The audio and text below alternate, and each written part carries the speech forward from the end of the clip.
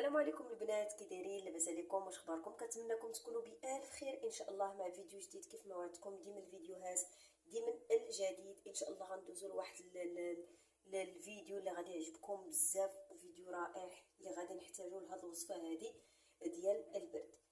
كما كتعرفوا خواتاتي، هاد الوقت البرد كيمرضوا لينا الوليدات بزاف، يعني كنعانيو معاهم بزاف، يعني خصوصا دابا وقت المدرسه وقت الامتحانات. يعني خصنا نحضروا وليداتنا ما نخليوهمش يمرضوا، ولكن كنعياو ما نقاوموا وكنعياو ما نحضيو وكنعياو ما نديرو، ولكن يعني ربي يعني ملي كتسلط المرض راه كيتسلط. المهم اخوتي، غادي نحتاجوا لواحد الفيديو اللي رائع بزاف وغادي ينفعكم بزاف بزاف. بالنسبه شنو غتقولوا لي راه اش كيليق هذا الفيديو؟ كيليق الكحبه العامره والخاويه.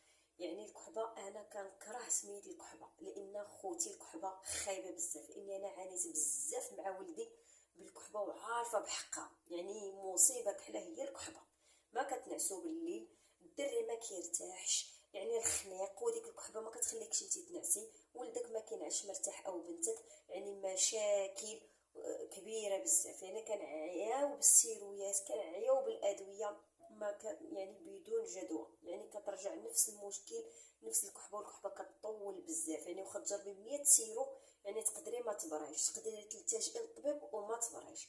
جبت لك واحد الوصفه اللي غادي تهنيك من الكحبه ومن مشاكل السعال ومن مشاكل الصدر. يعني صدرك غادي تفوه، غادي ترديه، حاشاكم دوك الخناي اللي مجموعين في الصدر اللي كيدوا لينا الضيقه وكيدوا لنا الحساسيه، غتهناو منهم مباشره. بعد ما غادي تجربوا هاد الوصفه هذه مباشره، الخنين غادي تبقى تطلع من صدركم، يعني بحال مشيتو لشي رباكه. الصدر كيتنفس، وكيف ما كتعرفوا ملي كيتخوى داكشي من الصدر ديالنا راه حنا كنتفوهو، وليداتنا كيتفوهوا. يعني الصدر شنو هي الكحبه؟ هي الصدر كيعمر بدوك حاشاكم دوك الخناين الخناين كيعمر داك الصدر بالخناين وكيدي لينا ديك الكحبه، يعني اللي كتكون عامره. علاش يقولوا كاينه الكحبه الخاويه وكاينه الكحبه العامره؟ الكحبه العامره هي حاشاكم اللي كيكون الصدر عامر بالخناين، هذه يعني حاجه باينه.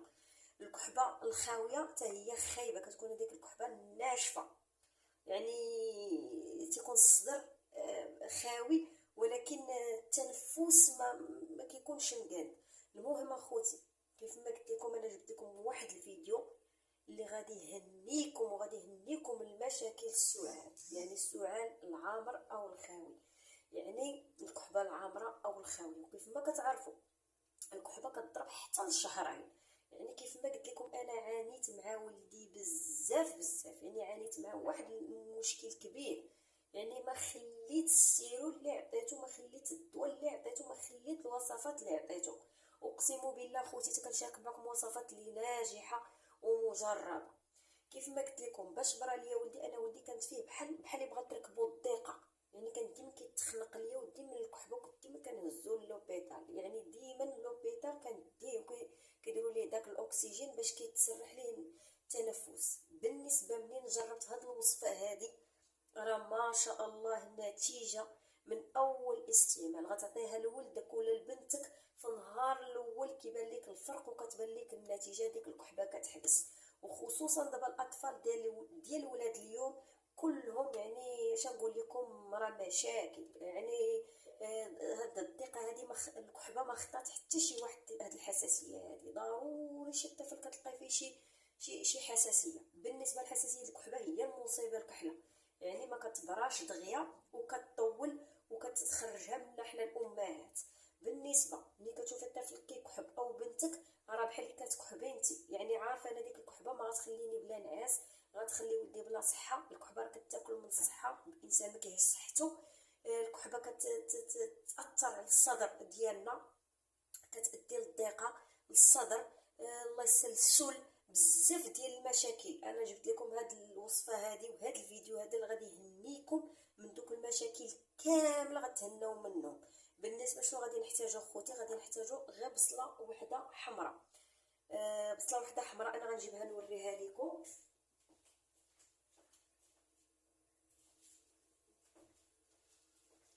غادي نحتاجو غير بصله وحده حمراء، هي هذه راه نسيت ما جبتهاش في الاول ديال الفيديو باش تشوفوها.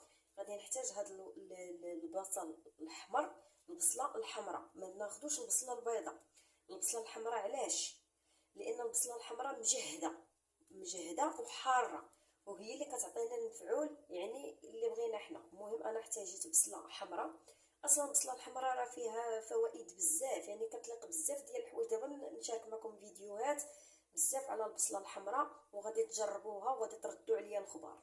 كيف ما شفتوا انا ما بغيتش نوريكم الصراحه السيرويات، شحال كميه السيرويات اللي كنت كناخذ، راه ما بغيتش نصورهم لاني ما خصنيش نصورهم. ما شاء الله كميه كبيره ديال الادويه اللي كناخذ، اللي كنت كناخذ شحال هذه.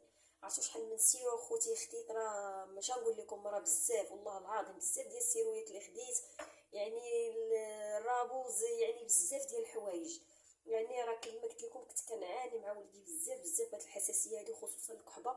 وانا عارفه الناس يعني حاسين بيا، لان كاين بزاف اللي ولادهم بحال ولدي. بالنسبه كما قلت لكم اخوتي، راه ما كتعطيش نفس المفعول. يعني البصله الحمراء يعني مجهده على البصله البيضاء. يعني هاد البصله الحمراء انا من الاحسن هي اللي تستعملوا، يعني راه نفس الثمن، يعني راه بحال البيضاء بحال الحمراء. اللهم ناخذ الحمراء يعني صحيه شويه على البيضاء. المهم غادي ندوزو للطريقه كيفاش غادي نديرو. غادي نشد واحد الكاس، هو هذا خاوي. راني شديت ديجا بصله راني شديت ديجا بصله، هي هذه شديت ديجا بصله. بلا باش ما نطولش عليكم الفيديو، راني غسلتها وقشرتها. اول حاجه قشرتها، غسلتها، حكيتها في حكاكه باش نستعمل غير الماء ديال البصل. كيف ما شفتوا شديت بصله حمراء، قشرتها وحكيتها في حكاكه صافي. غادي نشد الصفايه، غادي ناخذ غير الماء ديال البصل. غادي ناخذ غير الماء ديال البصل.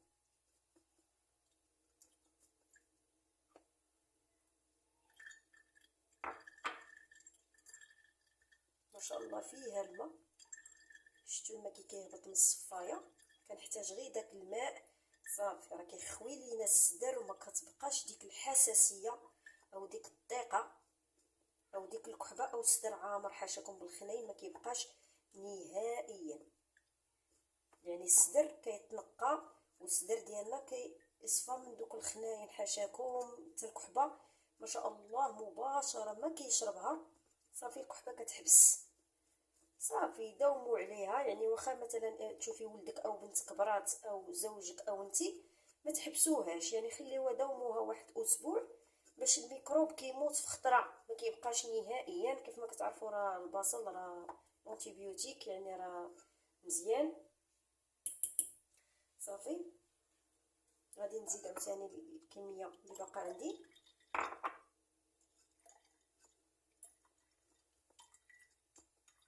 صافي غادي نبقى حتى ناخذ ديك الماء ديال البصل كامل. نتوما تشوفوا الطريقه. تنكمل ناخذ الماء البصله ديالي اللي حكيت.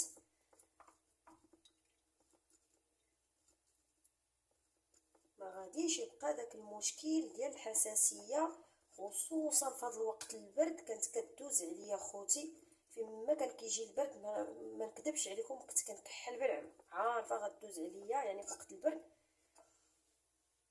صافي.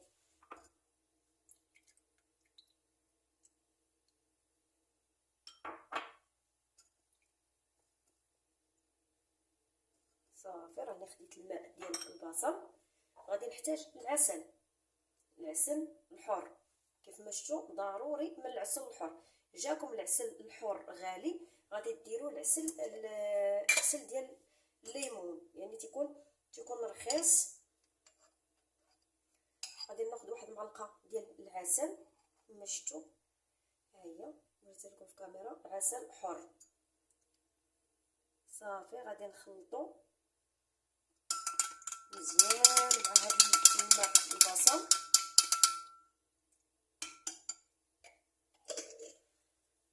درت معلقه ديال العسل الحر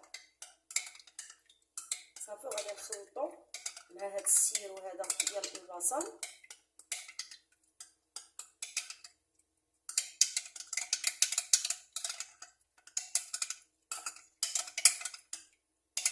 صافي غادي نحصل على هذا السيرو هذا. كيف ما شفتوا راني حصلت على السيرو تيكون على هذا الشكل. بالنسبه للطريقه غادي تشربوها هذا السيرو هذا من الليل الليل منين يتعشى ولدك او بنتك او انت او الزوج ديالك، يعني مور العشاء شربوا واحد معلقه كبيره صافي ونعسوا. غتحسوا بالصدر ديالكم تفاجا، يعني وحتى الصدر كيخوى من دوك الميكروبات ومن ديك الكحبه، ما كتبقاش نهائيا الصدر ديالك كيخوى من حاشاكم الخناين، ما كيبقاوش نهائيا. السيرو ديال البصل وعسل الحره ما شاء الله احسن دواء للضيقه، للرابوس، للكحبه، لجميع انواع الحساسيه. جربوها خوتي وما تنساونيش من دعوات الخير ولي لايك وتشجيع القناه باش ان شاء الله يوصلكم ديما الفيديوهات، ديما يوصلكم الجديد ديالي ان شاء الله.